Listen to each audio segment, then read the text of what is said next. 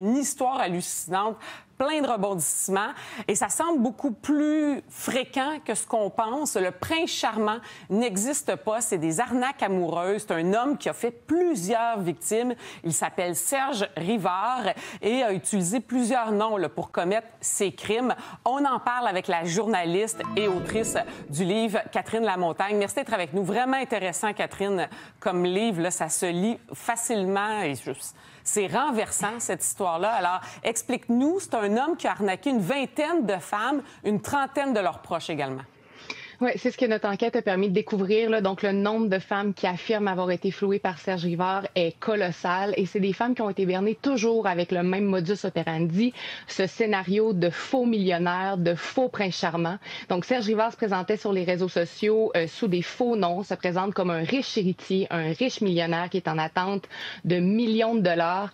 Et là, ça part. On va visiter des maisons, on fait des offres d'achat sur des maisons millionnaires, on commande des voitures de luxe, on parle de mariage, de voyage, mais au malheur, et c'est là que la fraude survient, les millions de dollars sont invariablement bloqués. C'est impossible d'y avoir accès pour le moment.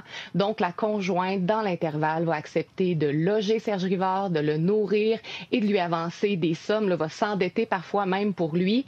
Et vous comprendrez évidemment que les millions ne viendront jamais et que les femmes se retrouveront ruinées et trahies. Et c'est un récidiviste, et même lorsqu'il était surveillé par l'État, la justice, il continuait ses crimes. Oui, ce qu'il faut comprendre, c'est que Serge Rivard là, a été condamné pour des fraudes à de multiples reprises depuis 2015. Il a obtenu là, des peines qui varient de 6 mois à 3 ans de détention.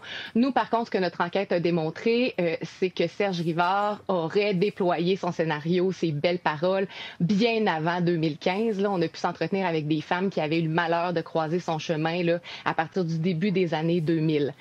Maintenant, tout au long de sa carrière, Serge Rivard a eu évidemment des conditions à respecter, des engagements, que ce soit devant le tribunal ou devant les autorités correctionnelles.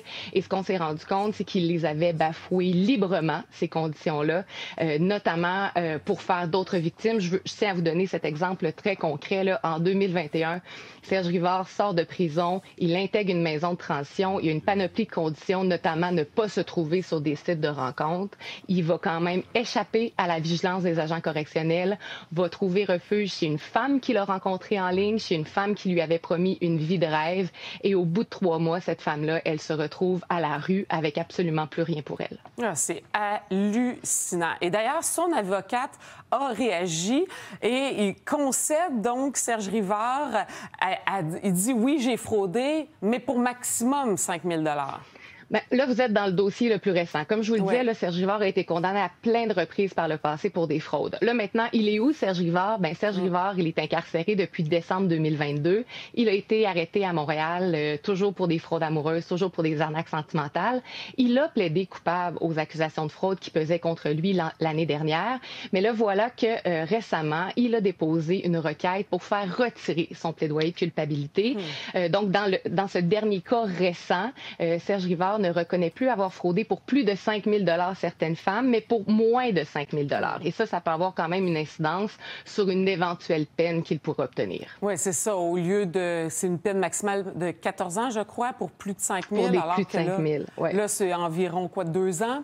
Comme peine? Exact. Puis il faut comprendre que c'est un récidiviste, Serge Rivard. Là. Donc, il y a déjà eu des peines de 6 mois, de 2 ans, de 3 ans.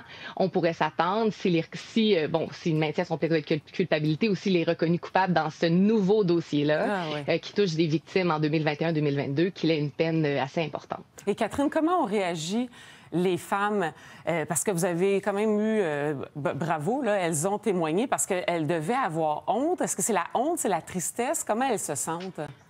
Bien sûr, une arnaque amoureuse, c'est bien au-delà de l'argent. Ces femmes-là, Serge Rivard s'est intégré, oui, dans leur portefeuille, mais aussi dans leur vie, dans leur intimité. Donc, la trahison, le sentiment de honte, de culpabilité, c'est immense. Maintenant, il y a 8 de ces femmes-là qui témoignent courageusement à visage découvert dans le documentaire Le Prince charmant n'existe pas, qui racontent aussi leur histoire dans le livre.